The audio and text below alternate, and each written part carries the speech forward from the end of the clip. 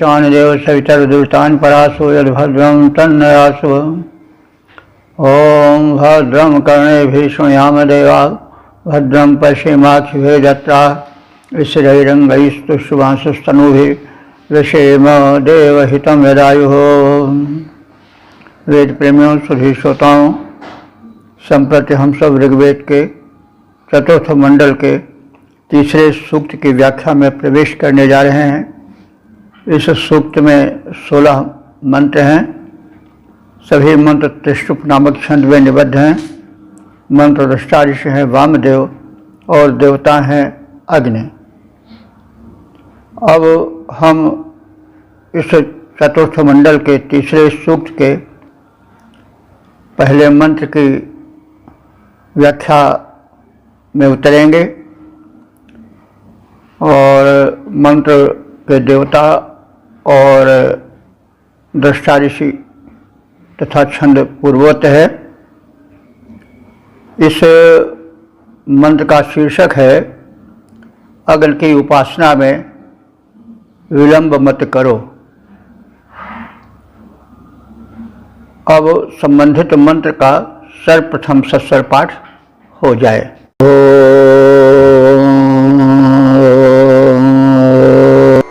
आवो राजा आनमध्वरस्य रुद्रं होतारं सत्ययजं रोदस्योः अग्निं पुरातनयित्नो रचित्ताद्धिरण्यरूपमवसे कृणुध्वम्। इस प्रथम मंत्र में अग्नि उपासना में टाल मटोल नहीं करनी चाहिए, निरंतर उसमें संलग्न रहना चाहिए। मानव स्वभाव है कि वह टाल मटोल करता है सत्कर्म में कि ठीक है अभी क्या आवश्यकता है, भजन हम या ध्यान प्रक्रिया या और जो जीवन की सावधानियां हैं उसे बाद में कर लेंगे, अभी तो बहुत समय पड़ा है। और इस प्रकार से जीवन बीत जाता है। यह प्राण पखेरु निकल जाता है शरीर को छोड़ करके और मनुष्य का जो क्रियमाण है, जो कुछ करना चाहिए वो अछूता पड़ा रह जाता है। इसलिए वेद काल से लेकर के अब तक जो जागरूक हैं, ऋषि मुनि हैं, ज्ञानी हैं, वे इस बात के आगाह करते रहे हैं, सावधान करते रहे हैं कि शुभ कर्म में, भजन में, आराधना में विलंब मत करो। आराधना परम शक्ति की जाती है। यह ऋग्वैदिक काल से वैदिक चेतना ने अनुभव किया कि यह सृष्टि जो चल रही है और व्यवस्थित रूप से चल रही है, इसके पीछे व्यवस्थापक अवश्य है। क्योंकि जहाँ नियम है वहाँ नियामक है, जहाँ व्यवस्था है वहाँ व्यवस्थापक है, जहाँ रचना है वहाँ रचनाकार है। यह सत्य है, पहले भी माना जाता रहा है, आज भी यह सत्य माना जाता है, आगे भी माना जाता रहेगा। क्योंकि मनुष्य चिंतनशील प्राणी है, वो केवल क्षुधा निवारण, पिपासा निवारण तक ही नहीं रह जाता है, वो कुछ आगे सोचता विचारता रहता है। तो यहाँ पर अग्निदेव को प्रधानता दी गई है, उनको सृष्टि का मुख्य घटक संचालक माना गया है। अब ऋषि ने यह अनुभव किया कि जो प्रकाशक शक्ति है, जो सर्वाधिक क्रियाशील शक्ति है, वो अग्नि है। अग्नि का रूप सूर्य रूप में भी, सूर्य भी एक अग्नि का बृहद पिंड है और अग्नि सर्वव्याप्त है। शरीर में भी अग्नि है, जठराग्नि है, ताप है। तो उससे संबंधित कोई देव या कोई दिव्य शक्ति अवश्य है। तो ये तो नामकरण किया गया समझने और समझाने के लिए। वैसे एक शक्ति है अवश्य, वो शक्ति कई भागों में विभक्त है और इसी आधार पर बहुदेववाद की परिकल्पना हुई है। वो भी अपने स्थान पर सत्य है। और एक देववाद भी कि एक ही शक्ति है, वही सब कुछ करती है। एक ईश्वरवाद या सर्व देववाद या केवल सत्यम मतलब ब्रह्म जगन मिथ्या, ये सब सिद्धांत इसी वैदिक चिंतन से अनुप्राणित हैं। सब अपने अपने स्थान पर ठीक ही हैं। इसमें जो कला होता है और जो मतभेद होता है वो ठीक है। मतभेद तो रहा है, रहेगा। मतभेद से कुछ हानि होती है, कुछ लाभ भी होता है, लेकिन उसमें कट्टरता नहीं होनी चाहिए। दोष तब आ जाता है जब कट्टरता होती है। हम अग्नि को यहाँ वैदिक ऋषि के हिसाब से मान रहे हैं। कोई अगर किसी देव विशेष को मानता है, राम को मानता है, कृष्ण को मानता है, देवी को मानता है, हनुमान जी को मानता है, अथवा अलग अलग हैं, गॉड कहता है, कोई कोई अल्लाह कहता है, कुछ कहता है, ये तो संबोधन की बात है। एक ही वस्तु के भाषाओं में अनेक नाम हो जाते हैं भिन्न, लेकिन वस्तु में परिवर्तन नहीं होता। नाम परिवर्तन से वस्तु का गुण परिवर्तन नहीं होता। शिष्य को बनाने वाला ईश्वर या अल्लाह, ये कोई दो व्यक्ति नहीं, एक चीज एक ही है। क्योंकि अगर दो होते तो नियम अलग अलग होते, बनावट में अंतर होता, सब में उतने ही। मनुष्य के शरीर में दो ही आँखें हैं और दो ही कान हैं, दो ही हैं नाड़ियाँ, नस नाड़ियाँ, जो कुछ है बनावट जो कुछ है वो सब एक ही तरह से है, चाहे हिंदू की हो, चाहे मुसलमान की हो, चाहे ईसाई की हो। कोई अपना धर्म परिवर्तित को कर दे तो भी शरीर में परिवर्तन नहीं होगा। तो कहने का मतलब ये इसी को ऋत कहते हैं, सत्य कहते हैं। तो वैदिक जो चिंतना है वो इस पर बल देती रही। अंत में उसने कहा कि तदेवाग्नि सदादित्यस्तद वायुस्तद चंद्रमा एकम सत्यम विप्रा बहुधा वदंती। सत्य तत्व तो एक ही है, लेकिन उसको ज्ञानी लोग भिन्न भिन्न तरह से कहते हैं। इस चक्कर में न पड़ो।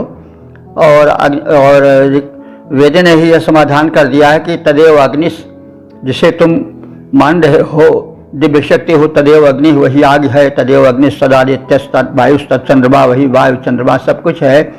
एकम सद विप्रा बहुधा वदंती। इसलिए इस चक्करबाजी में मत पड़ो, उलझो।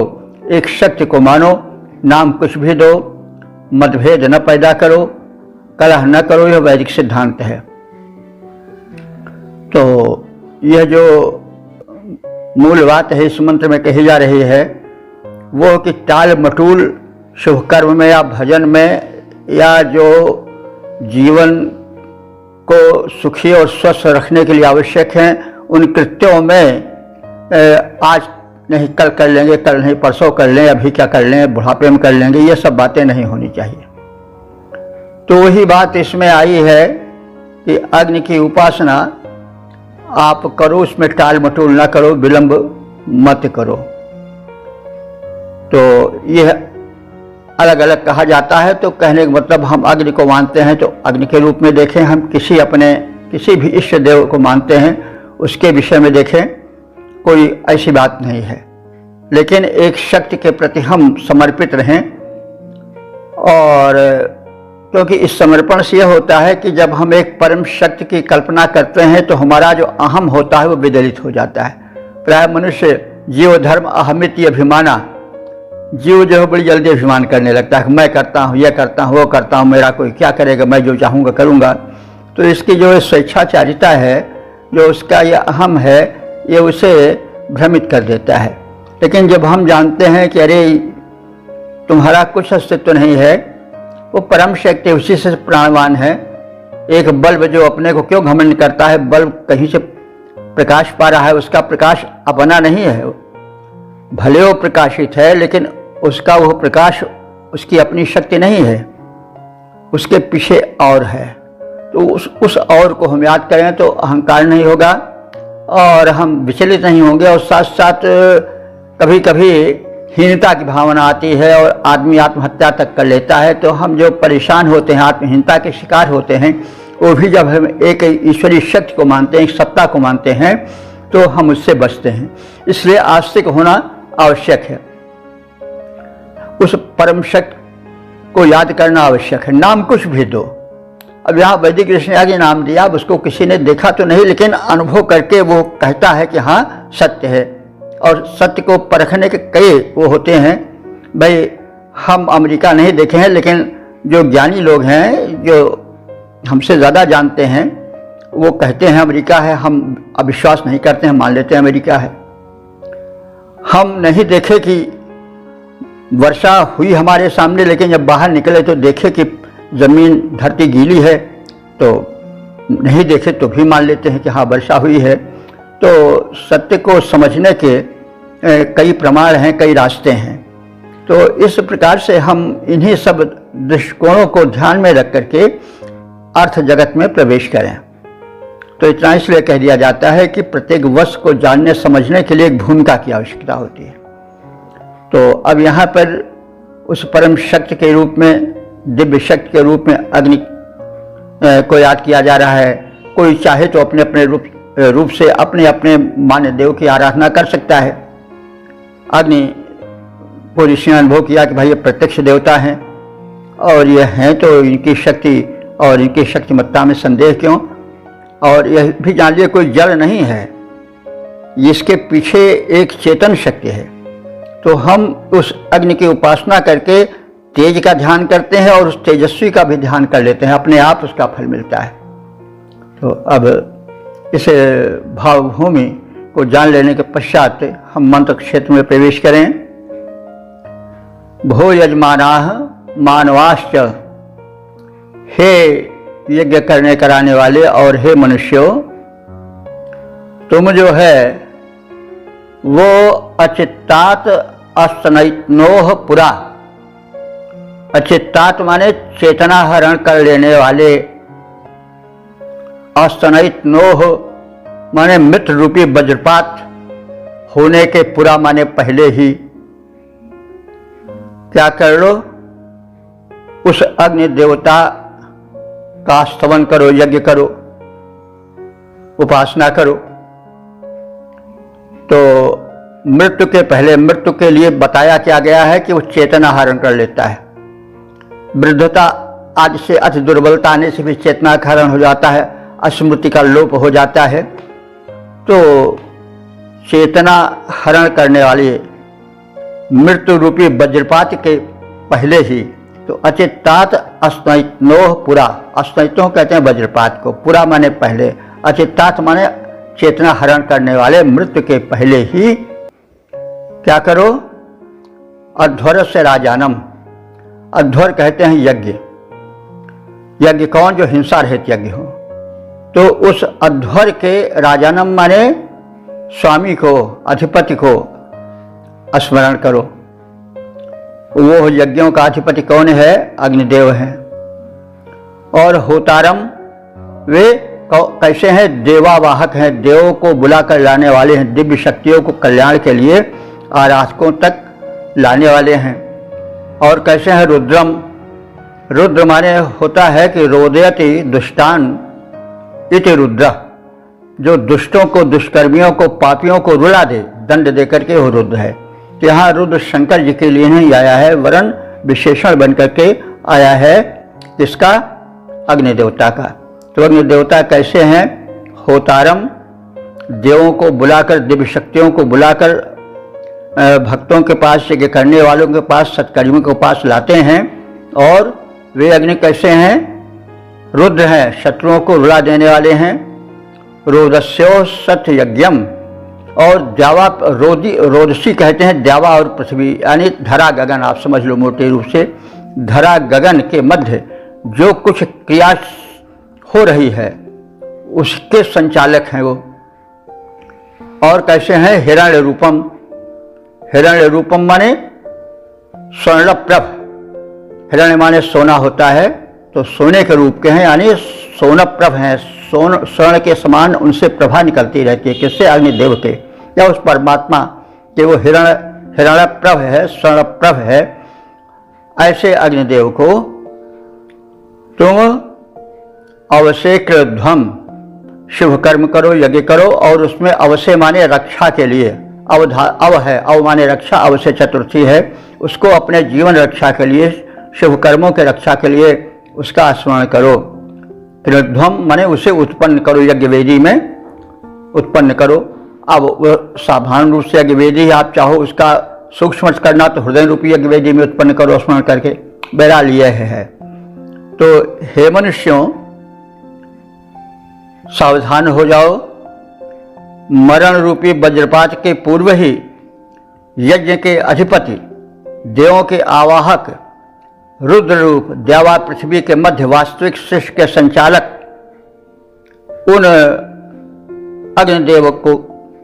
अग्निदेव को जो स्वर्ण प्रभ हैं, सोने के समान तेजस्वी और द्युति वाले हैं, उनका तुम स्मरण करो, रक्षणार्थ स्मरण करो, ताकि तुम्हारा जीवन, तुम्हारा सत्कर्म सुरक्षित रहे, विघ्न बाधाओं से दूर रहे। तो यह इसमें कहा गया है। ऐसी चेतावनी तो तमाम संत महात्मा तत्वज्ञानी समय समय पर देते रहे हैं। सत्कर्म में विलंब न हो, भजन में, पूजन में, यजन में, शुभ कर्म में, साधना में टाल मटोल न हो, क्योंकि जीवन कब समाप्त हो जाए इसका कोई ठिकाना नहीं है।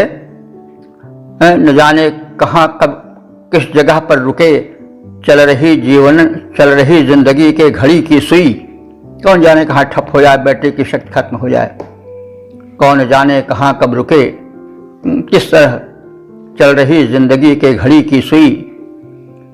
तो क्षण भंगुर जीवन की कलिका कल प्रात को जाने खिली ना खिली। इसी बात को सावधान कर रहा है एक अन्य कवि तत्वज्ञानी कि क्षण भंगुर जीवन की कलिका कल प्रात को जाने खिली ना खिली। मलयाचल की शुचि शीतल मंद सुगंध समीर मिली ना मिली। काल कुठार लिए फिरता, कलिकाल कुठार लिए फिरता, तनु नम्र से चोट झिली न झिली। भजले हरि नाम हरि रस ने, भजले हरि नाम हरि रस ने, फिर अंत समय में हिली ना हिली। जब बात पे तक कफ कंठ को जकड़ लेगा तब वो नाम निकले है ना निकले। तो वही क्षण भंगुर जीवन की कलिका कल प्रात को जाने खिली ना खिली। मलयाचल की शुचि शीतल मंद सुगंध समीर मिली ना मिली। भजले हरि नाम हरि रस ने, भजले हरि नाम हरि रस ने, फिर अंत समय में हिली न हिली। तो काल करे सो आज कर, आज करे सो अब, पल में प्रलय होत है, भजन करेगा कब। इस प्रकार से इस चेतावनी को जो कि वैदिक युग से अब तक चली आ रही है उस पर ध्यान देना चाहिए और चिंतन मनन कर आचरण करना चाहिए। तो वैदिक ऋषि ने बहुत पहले सावधान कर दिया था। हम इस वैदिक सत्य को ध्यान में रखें और अपने जीवन की यात्रा में आगे बढ़ें। पद रूपांतरण देख लें। जो अग्नि यज्ञ अधिपति, देवों के आवाहक माने जाते, अवनी अंबर मध्य वास्तविक जीवन यज्ञ चलाते, ये रुद्र रूप स्वर्णलाभ अग्नि तेजोमय बनकर जो छाए, कर लो उपासना कहीं मरण का वज्रपात न हो जाए। कर लो उपासना कहीं मरण का वज्रपात न हो जाए।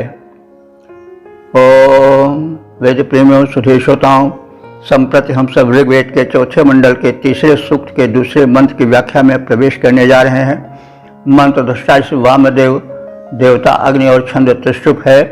शीर्षक है आयोजकों द्वारा अग्निदेव का यज्ञ वेदी में सादर स्थापन। अब संबंधित मंत्र का सर्वप्रथम सस्वर पाठ हो जाए।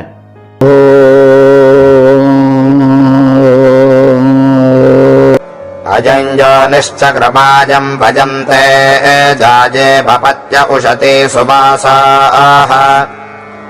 अर्वाचीनः परिवेतो निषेधेमा उते स्वपाक प्रतीचेः। इस दूसरे मंत्र में अग्नि उपासना के लिए यज्ञवेदी में अग्नि को चताने का, उसे प्रदीप्त करने का कथन है। तो पहले मंत्र में अग्नि उपासना की बात कही गई थी और कहा गया था कि यह याज्ञिक प्रक्रिया बंद न हो, इसमें टाल मटोल न हो। और दूसरे मंत्र में जैसे उसके पूरक रूप में बात कह दी गई हो कि उस शिक्षा को वो शिक्षा मान ली गई है और अब यज्ञ वेदी में अग्नि का स्थापन हम कर रहे हैं। तो यज्ञ वेदी तो सामान्य रूप से हम सब जानते ही हैं, चाहें तो हृदय को भी यज्ञ वेदी मान सकते हैं। लक्षणा व्यंजना के शब्द शक्ति के आधार पर हृदय में हम भक्ति जगावें, मतलब जो चिंतन है वो कभी बंद न हो। ये मतलब हमारे यहाँ शुभ चिंतन के लिए सरल से सरलतम उपाय बताए गए हैं। शुभ कर्म बंद न हो, अगर जिसमें बड़ा विलंब लगता है, जिसमें कुछ अधिक टीम टाम करने की आवश्यकता होती है, वो किसी कारण अगर न बन सके तो जो शुभ कर्म है, चिंतन है, मनन है, आवाहन है, वो बंद ना हो। तो इस विषय में हम अपने हृदय को ही यज्ञ वेदी मान सकते हैं। बहरहाल कहा तो गया है सीधे सीधे कि हम यज्ञ वेदी में अग्नि की स्थापना करके आहुति डालकर यज्ञ प्रक्रिया पूरी करें, क्योंकि जो वैदिक धर्म है वो यज्ञों के चारों ओर घूमता रहता है। यानी यज्ञ से संबंधित सारे चिंतन मनन हुए हैं। यज्ञ को प्रामुख्य दिया गया है और उस यज्ञ के चारों ओर वैदिक धर्म का चिंतन मनन क्रियान्वित हुआ है। तो इन सब भूमिकाओं में हम अर्थ के गांधीर्य की ओर, उसके संदेश की ओर बढ़ें। अब यहाँ पर उपमा के माध्यम से कहा जा रहा है कि जैसे कोई सुंदरी स्त्री सज धज करके वस्त्राभूषणों से अलंकृत होकर के अपने पति के पास आती है और उसको ऊंचा आसन देती है, उसी भाव से हम जो हैं वह अग्निदेव को यज्ञ वेदी में स्थापना करने के लिए आए। ये लालसा या लगन है, ये एक भाव है। इसको बाद में कांता भाव की उपासना से जोड़ा गया है और ख़ास तौर से जो संप्रदाय मधुरोपासना के हैं, जयदेववाद भक्तों द्वारा किए गए हैं, उसमें कांता भाव का वैशिष्ट्य है। बात यह है कि उसमें आसक्ति विशेष होती है। पति का पत्नी के प्रति अथवा पत्नी का पति के कुछ स्वाभाविक आकर्षण होता है, वह आकर्षण बड़ा तेज होता है। इस मतलब सत्य को तुलसीदास जी भी नहीं छोड़ सके हैं। उन्होंने भी कहा है कि काम ही नारी प्यार जिम, लोभे ही प्रिय जिम दाम, तिम रघुनाथ निरंतर प्रिय लागो मोहि राम। दो वृत्तियां बड़ी बलवती होती हैं। कौन? काम वृत्ति, विषम लिंगी आकर्षण, और दूसरी लोभ वृत्ति। तो जो तीव्रता काम वृत्ति में या लोभ वृत्ति में होती है, वही तीव्रता भक्ति में भी, उस परमात्मा शक्ति के चिंतन में भी होनी चाहिए। राम है, कृष्ण है, ये तो सब नाम है। बहरहाल उपासना में एक तीव्रता के लिए अनेक भाव जोड़े जाते हैं। तो यहाँ पर आप देखेंगे कांता शक्ति जो कि बड़ी प्रबल भावना है प्राणी मात्र की, प्राणी जगत की, मनुष्य ही नहीं प्राणी मात्र में, यहाँ तक कि वृक्षों में भी यह भावना प्रबल होती है। उनमें फूल आना, पराग आना, सुवासित हो जाना, वो इसी काम वासना का ही अंग है। तो विज्ञान से भी यह सब सिद्ध हो गया है। तो कहने के मतलब है कि आकर्षण अपने भक्ति भावना में उत्पन्न करो, उसमें एक तीव्रता लाओ। उसके लिए कहा गया है कि पत्ते उशते सुवासा जाया इव वयम ते यम चक्रिम, अर्थात पत्ते माने पति के लिए, उशती माने आकर्षण उत्पन्न करती हुई, सुवासा माने सुंदर वस्त्रों को धारण करने वाली, जाया माने पत्नी, इव माने तरह। जैसे सुंदर वस्त्राभूषणों से सुसज्जिता कोई रमणी अपने रमण अथवा पति को आकर्षित करने के लिए आती है, उसी प्रकार से हम तुम्हारे प्रति एक आकर्षण, एक प्रेम भावना, एक जबरदस्त लगाव के साथ जुड़ें।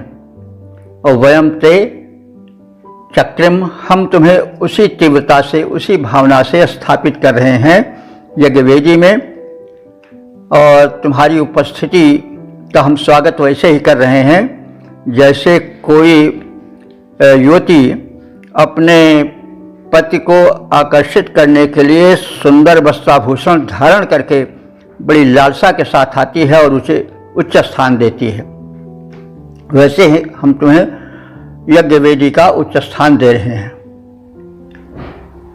और इस प्रकार से आयम योनि, हे अग्निदेव, यह यज्ञवेदी ही तुम्हारी योनि है। योनि का मतलब हुआ निवास स्थान। योनि शब्द जैसा हम आप समझते हैं इस दिनों ऋग्वेद में वैसा नहीं। योनि प्रायः निवास स्थान के लिए किया गया है। योनि कोई उस अर्थ में नहीं है जिस अर्थ में हम समझते हैं आजकल प्रचलन के रूप में। तो योनि माने निवास स्थान। तो अयम योनि यानी यह यज्ञवेदी जो है वो तुम्हारा निवास स्थान है। स्वपाक, स्वपाक माने हे श्रेष्ठ का पाचन करने वाले, अर्थात हे श्रेष्ठ शुभकर्मी अग्निदेव, परिवीतः, तुम अपने चारों ओर तेज से मंडित हो। अर्वाचीना निषीध, अर्वाचीन माने समक्ष, हमारे समक्ष यज्ञवेदी में स्थापित हो जाओ, विराजमान हो जाओ।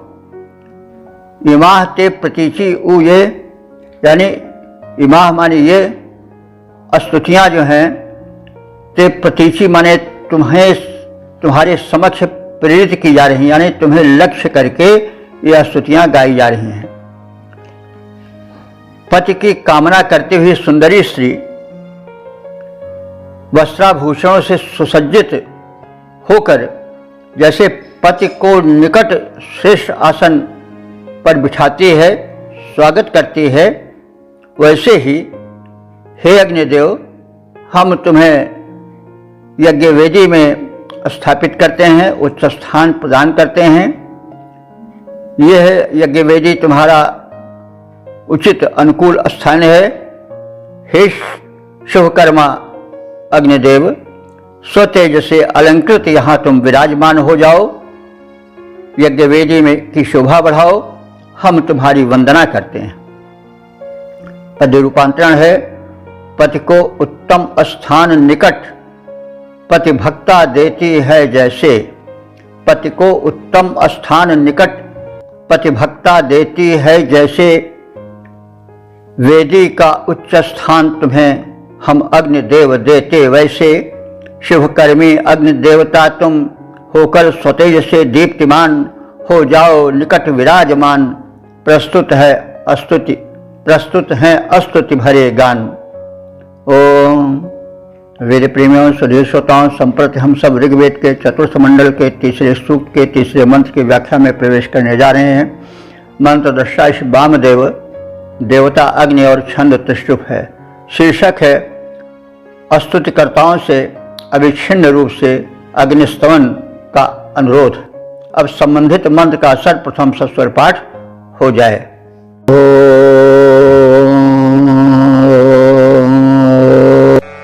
आशृण्वते अत्र पिता जमन्मनृचक्षसे समृलेखाजपेधः देवाजशस्तिममृताजशं सग्रामे भसोता मधुषुद्यमीळे। इस तीसरे मंत्र में स्तुतिकर्ताओं से अनुरोध किया गया है कि वे उच्च स्वर में अग्नि का स्तवन करते जाएं और अग्नि के महात्म्य का, उनकी महत्ता का भी कथन किया गया है। क्योंकि जब तक हम किसी की महत्ता से विधिवत परिचित नहीं होते, विश्वास नहीं जम जाता है, तब तक आस्था गहरी नहीं होती है। जाने बिनु न होई प्रतीति और बिनु प्रतीत होई नहीं प्रीति। इसलिए अग्निदेव की महत्ता का इसमें कथन किया गया है। साथ ही साथ स्तुतिकर्ताओं से उच्च स्वर में अग्नि स्तुति का अनुरोध है। ये सब तथ्य इस मंत्र में प्रकट हुए हैं। इन्हीं भाव की छाया में हम मंत्रार्थ करें। जो ऋषि है वह स्तोताओं से, स्तुतिकर्ताओं से अनुरोध कर रहा है कि वेधा, वेधा कहते हैं ज्ञानी को। तो हे ज्ञानी स्तुतिकर्ताओं, ज्ञानी क्यों कहा गया कि तुम निपुण हो, अज्ञानी नहीं हो। तुम्हें आवश्यक है कि तुम उच्च स्वर से उस अग्नि देव की स्तुति करो। वो स्तुति किस प्रकार से हो, उच्च स्वर किस प्रकार से हो, उसमें निरंतरता कैसी हो, इसके लिए उपमा दी जा रही है कि ग्रावा इव मधुसुतः। मधुसुतः माने मधुरिम सोमरस निकालने के लिए जिस प्रकार से सोमरस निकालने वाला पत्थर सोमलता को कूटता जाता है, अनवरत उच्च स्वर उससे निकलता जाता है, उसी प्रकार से तुम्हारे गायन का स्वर ऊंचा हो और उसमें निरंतरता बनी रहे। और इस प्रकार से तुम अग्नि को ईदा, ईदा माने स्तुति, इस प्रकार से तुम अग्नि की स्तुति करो। जिस प्रकार से सोम निचोड़ने वाला पत्थर, ग्रावा, ग्रावा कहते हैं पत्थर को, तो सोमलता कूटने के लिए पत्थर होता था, सोमलता कूटी जाती थी निरंतर, और कूटने से निरंतर एक उच्च स्वर होता था। तो उधर जो है वो सोमलता कूटी जाए, उसका स्वर यज्ञ स्थल को परिपूरित करे, इधर उच्च स्वर में तुम्हारी स्तुति जो है वह पूरे वायुमंडल में भर जाए, यह आशय है। तो अग्निदेव तुम्हारी इस उच्च स्वर की प्रार्थना को सुने और अग्निदेव से अनुरोध किया जा रहा है कि हे अग्निदेव, तुम आशृण्वते आदृप्ताय नृचक्षसे सुमृडिकाय, तुम स्तोत्रों को सुनने वाले हो, उससे प्रेम रखने वाले हो। आशृण्वते यानी भली विधि सुनने वाले हो। हे अग्नि देवता, तुम स्तोत्रों को भली विधि सुनने वाले हो। स्तोतान आशृण्वते, और कैसे हो? अदृप्त, अदृप्त माने जो अहंकार न करे, अभिमान रहित हो। निर्चक्षसे, निर्चक्षसे मनुष्य यानी निर माने मनुष्य, चक्षसे माने चक्षु रखने वाला यानी देखने वाला। तुम मनुष्यों के कर्मों के दृष्टा हो। और कैसे हो? सुमृडिकाय, श्रेष्ठ आनंद के प्रदायक हो। अमृताय देवाय मन्म षष्टिम संशय, तो अमृताय देवाय माने अमर देवों, अमर देव अग्नि के लिए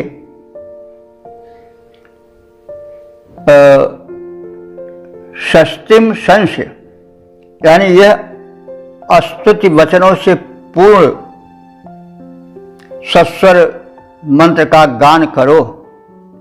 तो हे ज्ञानी स्तोताओ, जैसे सोम निचोड़ने वाला पत्थर अनवरत शब्दायमान रहता है, उच्च स्वर से वातावरण को गुंजित करता रहता है, वैसे तुम भी अनवरत अग्नि की स्तुतियां करो और वातावरण को झंकृत कर दो स्तुतियों द्वारा। स्तोत्र श्रवण परायण, अभिमान रहित, दृष्टा, सुखदाता, अमर, दिव्य गुण युक्त अग्नि के निमित्त हे स्तोताओ तुम स्तोत्र पाठ करो। तो विशेषण है अग्निदेव के। अग्निदेव कैसे हैं?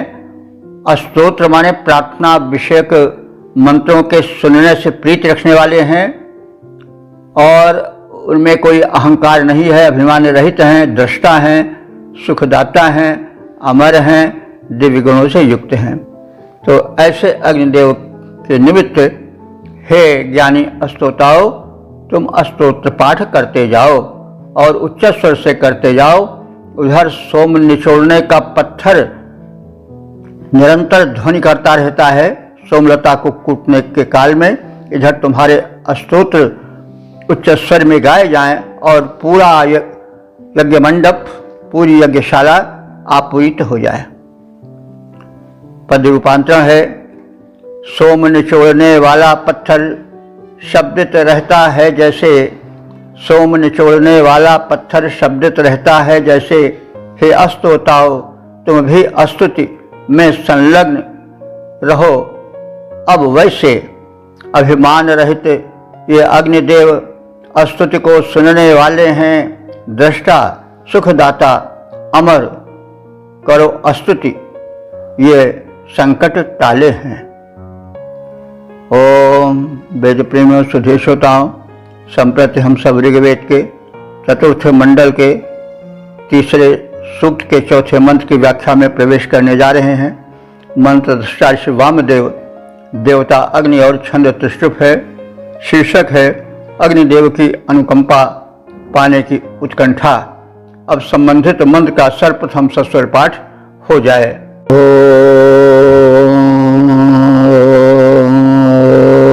पंचन्नशम्या अग्ने अस्या ऋतस्य बोद्धृतचित् स्वाधीः कदा त उक्था सधमाद्यानि कदा भवन्ति सख्या गृहेते।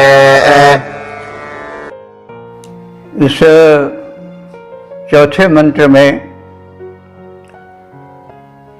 बेहद यज्ञशाला में बैठा हुआ भक्त स्तुतिगान कर रहा है और अग्निदेव के महात्म्य का कथन कर रहा है। साथ साथ उसके कृपा दृष्टि कब प्राप्त होगी इस आतुरी को भी वो प्रकट कर रहा है और यह भी कामना कर रहा है इस व्यापक यज्ञ की भांति उसके घर में जो यज्ञ होगी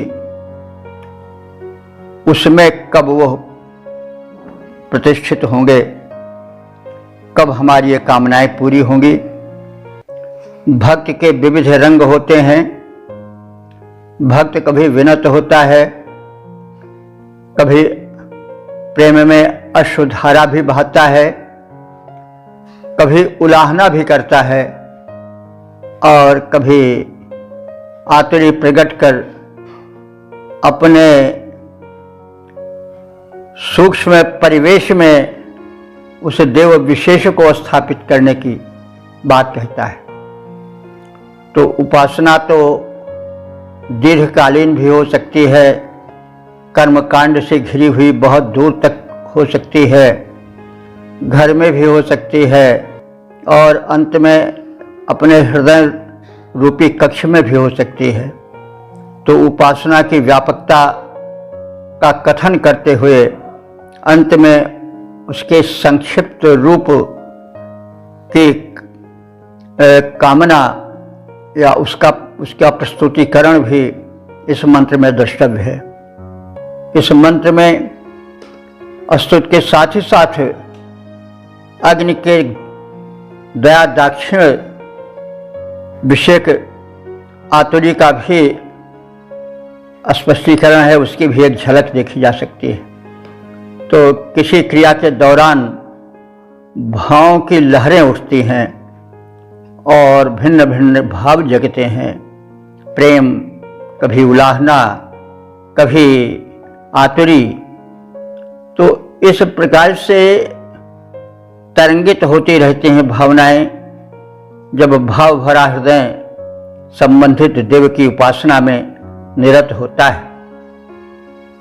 तो कुछ इन्हीं भावनाओं की छाया में हम मंत्रार्थ को समझने की चेष्टा करें। अग्नि, हे अग्नि देवता, अग्नि का अर्थ हुआ जो हित में अग्रगण्य रहे, सबसे आगे प्रकट हो। तो अग्निदेव हित में आगे रहते ही हैं।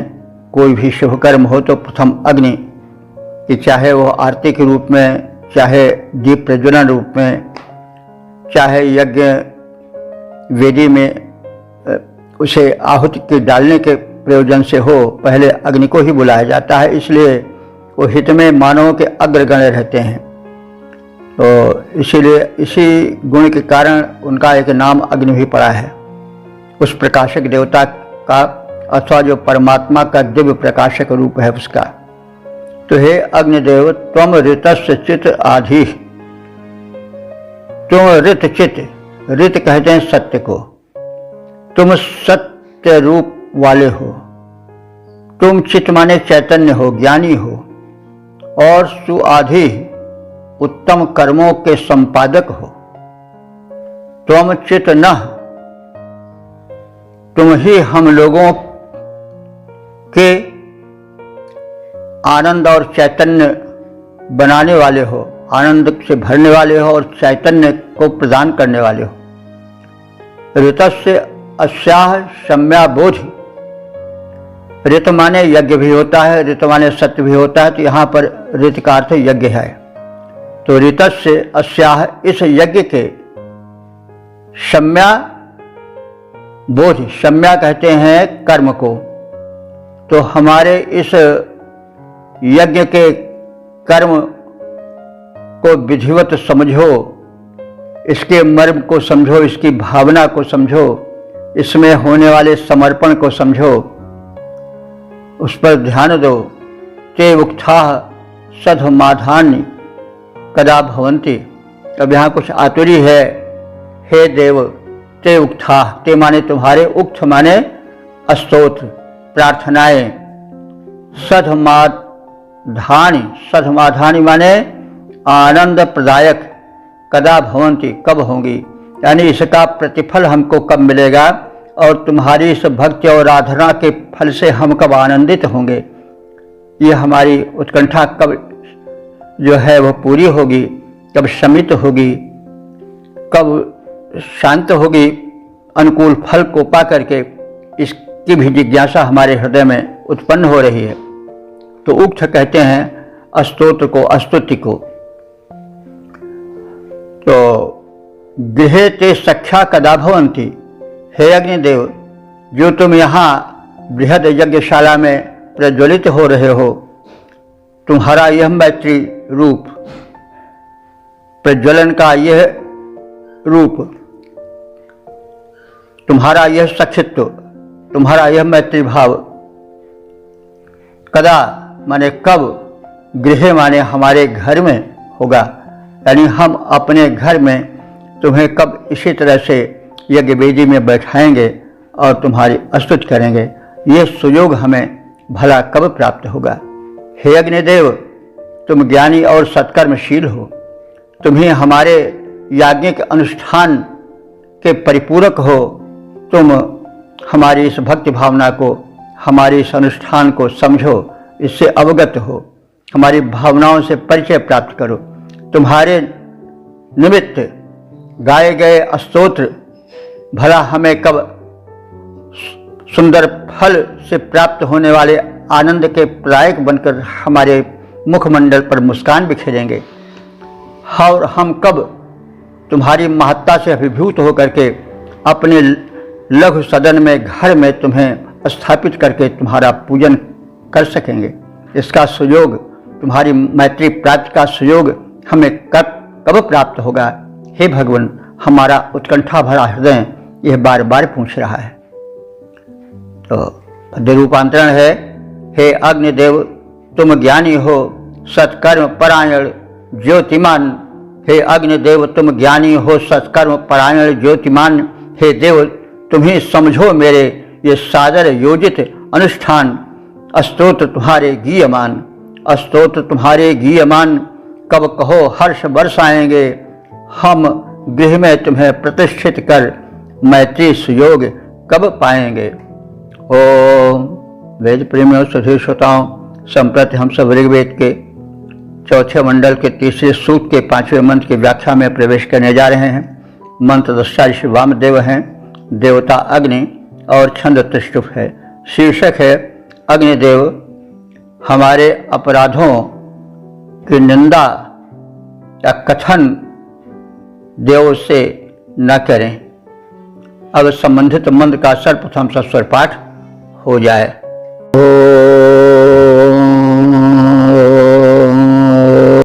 कथा हतद्वरुणाजत्वमग्ने कथा दिवे करहसे कन्न आगाः। कथा मित्राय मेढुषे पृथिव्यै प्रवः कदर्यम्ने कद्भाज। इस 5वें मंत्र में अग्निदेव से एकांतिक भक्ति विषयक भावना प्रकट की गई। जब देव विषयक से, देव विषयक संबंध से किसी विशिष्ट देव से हार्दिक संबंध जुड़ जाता है तो वह कभी प्रार्थना करता है, कभी हास विनोद भी कर लेता है, कभी शिकायतें भी हो जाती हैं। तो एकनिष्ठ भक्ति के ये लक्षण है। तो इस मंत्र में एकनिष्ठ भक्त की झलक मिलती है। जो भक्त है अग्नि का, वो यह नहीं चाहता है कि उसके पाप दोष कहीं दूसरी जगह जाएं, किसी दूसरे देव के कान में पड़ें, क्योंकि वो देव सक्षम है, हमारे दोष को जानते हैं और उसे क्षमा भी कर सकते हैं, नष्ट भी कर सकते हैं। इसलिए अन्यों से कहने की कोई आवश्यकता नहीं। तो यह भक्ति की एकांत या एकांतिक योजना का अंग माना जा सकता है, जहाँ की भक्त भगवान से निकट का संपर्क जोड़ करके केवल उन्हीं तक अपने को सीमित रखना चाहता है। तो ये भक्ति के वैविध्य के लक्षण हैं। तो इस मंत्र में निवेदन है कि अग्निदेव हमारे हैं, हमारे इष्ट हैं, हमारा उनका अटूट घनिष्ठ संबंध है, एकांतिक और गहन संबंध है।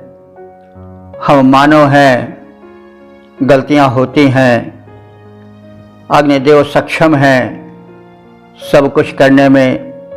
तो वे हमारी इन त्रुटियों को, अपराधों को या पापों को अन्य देवों तक न जाने दें, स्वयं ही उसे जानें और उसका मार्जन करें।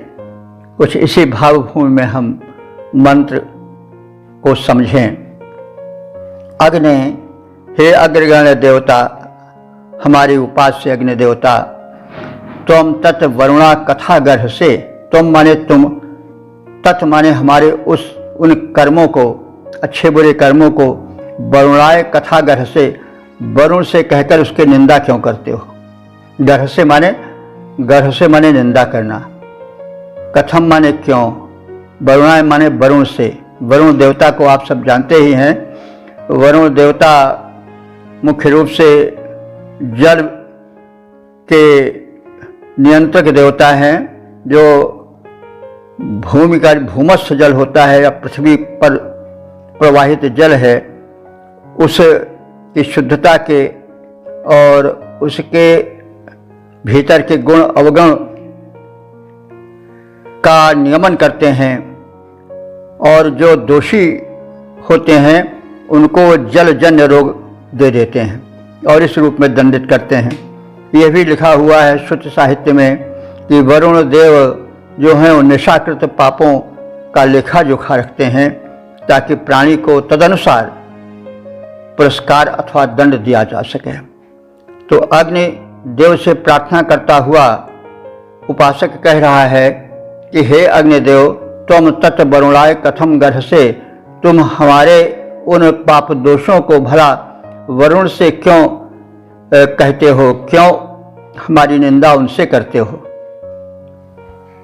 और न आगाह कत, न माने हमारे, आगाह माने पाप दोषों को, कत माने क्यों तुम अन्य देवों से करते हो।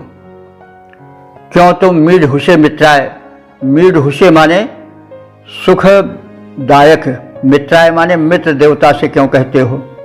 पृथ्वी कथा ब्रुवः, पृथ्वी देवी से क्यों कहते हो, यानी तुम हमारे दोषों को बाहर दूसरों से, अन्य देवों से मत कहो, हमें दंडित करो अथवा हमें पुरस्कृत करो अथवा क्षमा करो, तुम ही सक्षम हो। तो मीढ़ हुषे, मीढ़ कहते हैं आनंद को, तो आनंद वर्षक मित्र देवता के लिए है। मित्र देवता ये भी आदित्य मंडल के देवता हैं, सूर्य का ही एक रूप है। तो जैसा हम पहले भी निवेदन करते आए हैं कि मित्र और वरुण का एक युग्म होता है। मित्र देवता जो हैं वो प्राणियों के दिवसकृत पापों का लेखा जोखा रखते हैं, पाप और पुण्य दोनों के, कर्मों के, कर्म के अंतर तो दोनों आ जाते हैं, सत्कर्म और दुष्कर्म भी। तो मित्र दिवसकृत कर्मों का लेखा जोखा रखते हैं प्राणियों के, और वरुण जो है वो निशाकृत दोषों का लेखा जोखा रखते हैं। तो वरुण से कह दिया उपासक ने कि जो वरुण निशाकृत पाप दोषों का लेखा जोखा रखते हैं, हे अग्निदेव, उनसे तो हमारी कमियों को, हमारे पापों को क्यों कहते हो। इसी प्रकार से आनंद प्रदायक आनंद प्रदायक मित्र देवता से और पृथ्वी देवी से तुम कथा ब्रवः, तुम हमारे कुकृत्यों को, पापों को, दोषों को, कमियों को क्यों कहते हो। आर्यमणे भगायकट, आर्यमा देवता हैं, उनका चतुर्थी रूप है आर्यमणे, और भगाय भग देवता को कहते हैं। तो आर्यमा देवता से और भग देवता से कत माने क्यों तुम हमारे दोषों को, हमारे त्रुटियों को कहते हो, तुम स्वयं सक्षम हो, दूसरों से कहने की क्या आवश्यकता है। तुम उनका मार्जन करो, क्षमा करो, हम आप ही के शरणागत हैं, यह कहने का अर्थ है। तो अर्यमा और भग नामधारी देवों से हमारी निंदा, हमारे पाप विषयक कथन को क्यों स्थान देते हो। तो हे अग्निदेव, तुम हमारे पाप कर्मों का कथन वरुण देव से क्यों करते हो। हम लोगों का क्या अपराध है। सुखद मित्र देव, पृथ्वी देवी, अर्यमा और भग नामधारी देवताओं से हमारी निंदा की बातें क्यों कहते हो। तुम स्वयं सक्षम हो, हमें क्षमा करो अथवा दंडित करो, इसके लिए तुम ही पर्याप्त हो, अन्यत्र निवेदन करने की क्या आवश्यकता। यह जो है वो भक्ति की भावना की एक अभिव्यक्ति है। तो जैसा हम कहे हैं कि भक्त भगवान से कभी प्रेम दिखाता है, कभी शिकवे शिकायत भी करता है, कभी उलाहना देता है। तो ये भक्ति भाव में उठती हुई तरंगे हैं और जो भिन्न भिन्न रूपों में प्रकट होती रहती हैं, अंत में सब में एक भक्ति भाव ही रहता है। तुलसीदास भी कहे हैं कि अब देखिए वो तो बड़े दास्य भाव के उपासक थे और बड़े विनम्र भाव से सेवक की तरह प्रस्तुत होते, लेकिन वे भी कभी किसी समय कह उठते हैं कि अब तुलसी पूतरो बांधी है, सहन जात मोते परिताप एते। हे भगवान, आपकी उपेक्षा मुझे अब सही नहीं जाती है, अब यह तुलसी भी तुम्हारा पुतला बांधेगा और कहेगा देखो यही है जो अपने को पतित पावन कहते हैं, अपने को बड़ा पतितोद्धारक कहते हैं, जरा इनको देख तो लो। यानी पुतला बांधा जाता है, पुतला तो मतलब कुछ उसके प्रति उपेक्षा होती तभी होता है। तो ये मतलब भक्ति की कमी नहीं, ये भक्ति भाव की भिन्न भिन्न भावनाएं हैं जो तरंगित होती रहती हैं, तो उससे भक्ति में कमी नहीं आती है। ये भक्ति भाव की स्वाभाविक अभिव्यक्ति है। तो वही यहाँ भी है, वही जैसे तुलसी, अब तुलसी पूतरो बांधी है, सहन जात मोते परिताप एते, वैसे ही यहाँ कहा जा रहा है कि हे देव अग्नि, तुम स्वयं सक्षम हो, हम तुम्हारे हैं, तुम हमारी त्रुटियों को अन्य देवों से निवेदन क्यों करते हो। तो पद्य रूपांतरण है, अपराध हमारा कौन जिसे तुम वरुण देव से कहते हो, अपराध हमारा कौन जिसे तुम वरुण देव से कहते हो, तुम सखा सहायक अग्निदेव प्रतिकूल कहो क्यों रहते हो, जो मित्रदेव भूदेवी हैं अर्यमा और भगदेव वही, इन सभी देवताओं से तुम क्यों निंदा की, तुमने निंदा की बात कही।